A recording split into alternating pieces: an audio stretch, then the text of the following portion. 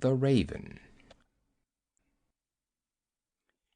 Once, upon a midnight dreary, while I pondered weak and weary over many a quaint and curious volume of forgotten lore, while I nodded, nearly napping, suddenly there came a tapping, as of someone gently rapping at my chamber door.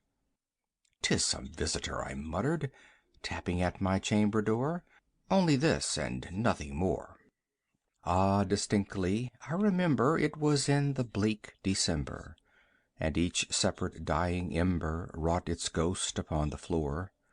Eagerly I wished the morrow, vainly I had sought to borrow from my books surcease of sorrow, sorrow for the lost Lenore, for the rare and radiant maiden whom the angels name Lenore, nameless here for evermore.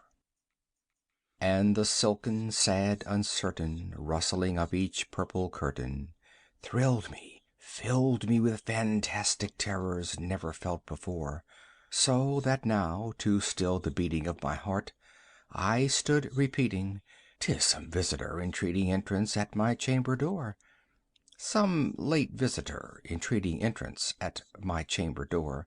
This it is, and nothing more." Presently my soul grew stronger, hesitating then no longer.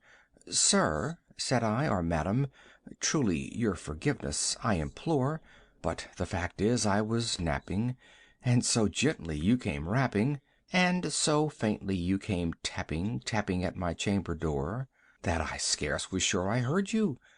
Here I opened wide the door. Darkness there, and nothing more." Deep into that darkness peering, long I stood there wondering, fearing, doubting, dreaming dreams no mortal ever dared to dream before. But the silence was unbroken, and the stillness gave no token, and the only word there spoken was the whispered word, "Lenore?" This I whispered, and an echo murmured back the word, "Lenore." Merely this, and nothing more. Back into the chamber turning, all my soul within me burning, soon again I heard a tapping somewhat louder than before. "Surely," said I, "surely that is something at my window lattice. Let me see then what thereat is, and this mystery explore. Let my heart be still a moment, and this mystery explore. 'Tis the wind, and nothing more." Open here I flung the shutter when with many a flirt and flutter in there stepped a stately raven of the saintly days of yore. Not the least obeisance made he, not a minute stopped or stayed he, but with mien of lord or lady perched above my chamber door, perched upon a bust of Pallas just above my chamber door, perched and sat, and nothing more. Then this ebony bird beguiling my sad fancy into smiling, by the grave and stern decorum of the countenance it wore, "Though thy crest be shorn and shaven, thou," I said, "art sure no craven, ghastly grim and ancient raven, wandering from the nightly shore. Tell me what thy lordly name is on the night's Plutonian shore." Quoth the raven, "Nevermore." Much I marvelled this ungainly fowl to hear discourse so plainly, though its answer little meaning, little relevancy bore.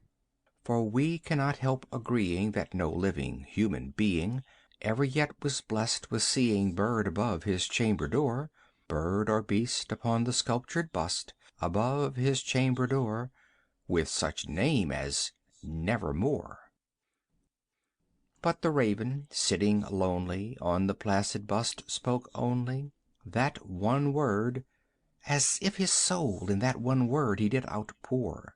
Nothing further then he uttered, not a feather then he fluttered, till I scarcely more than muttered, "Other friends have flown before. On the morrow he will leave me, as my hopes have flown before."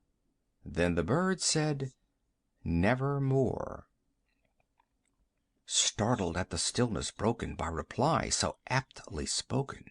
"Doubtless," said I, "what it utters is its only stock and store, caught from some unhappy master whom unmerciful disaster followed fast and followed faster till his songs one burden bore, till the dirges of his hope that melancholy burden bore, of never, nevermore." But the Raven, still beguiling all my fancy into smiling, straight I wheeled a cushioned seat in front of bird and bust and door. Then, upon the velvet sinking, I betook myself to linking fancy unto fancy, thinking what this ominous bird of yore, what this grim, ungainly, ghastly, gaunt, and ominous bird of yore meant in croaking "Nevermore."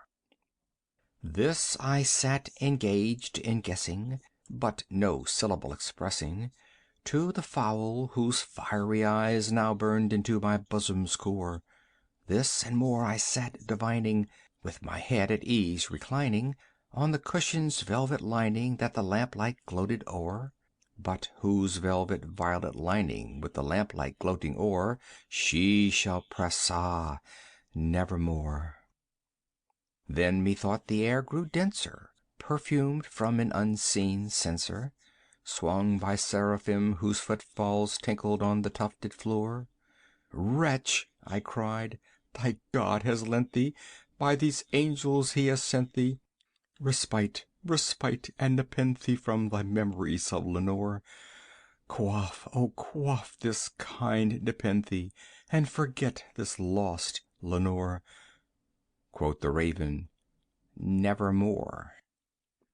"Prophet," said I, "thing of evil, prophet still of bird or devil, whether tempter sent or whether tempest tossed thee here ashore, desolate yet all undaunted, on this desert land enchanted, on this home by horror haunted, tell me truly, I implore, is there balm in Gilead?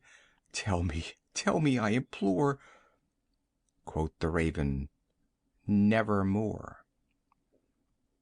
"Prophet," said I, "thing of evil, prophet still if bird or devil, by that heaven that bends above us, by that God we both adore, tell this soul with sorrow laden if, within the distant Aidenn, it shall clasp a sainted maiden whom the angels name Lenore, clasp a rare and radiant maiden whom the angels name Lenore." Quoth the Raven, "Nevermore."